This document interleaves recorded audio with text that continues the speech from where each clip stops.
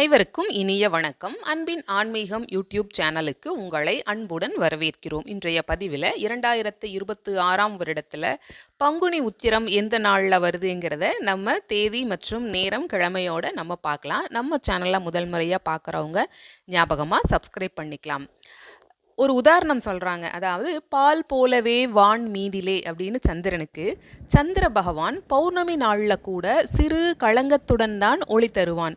ஆனால் பங்குனி மாதத்தில் பூமி மீன ராசியில் இருக்கிறதுனால உத்திர நட்சத்திரத்துடன் சேர்ந்து 7ஆம் இடமாகிய கன்னியில் நின்று முழு கலையையும் பெற்று பூமிக்கு ஒளி வழங்குவான் சந்திர பகவான்கிற தகவலையும் பெரியவங்க சொல்லியிருக்காங்க. அந்த பூரண பௌர்ணமி நிலாவில் களங்கத்தை ஒரு துளியளவும் கூட காண முடியாது.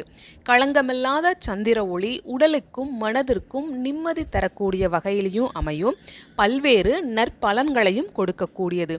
எனவே இந்த பங்குனி உத்திர நன்னாளில் நாம் செய்யக்கூடிய செயல்கள் நமக்கு மிகுந்த பலனை கொடுக்குங்கிறதுனால இந்த நாள் மிகவும் சிறப்பானதாக கருதப்படுது.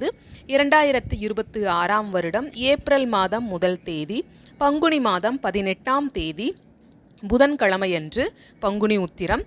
பௌர்ணமியோட திதி எப்பொழுது ஆரம்பமாகுதுன்னு பார்த்தோன்னா ஏப்ரல் மாதம் 1 தேதி புதன்கிழமையன்று காலை 7:38 முதல் மறுநாள் 2ஆம் தேதி வியாழக்கிழமையன்று காலை 7:57 வரைக்கும் இருக்குங்கிற தகவலை சொல்லியிருக்காங்க.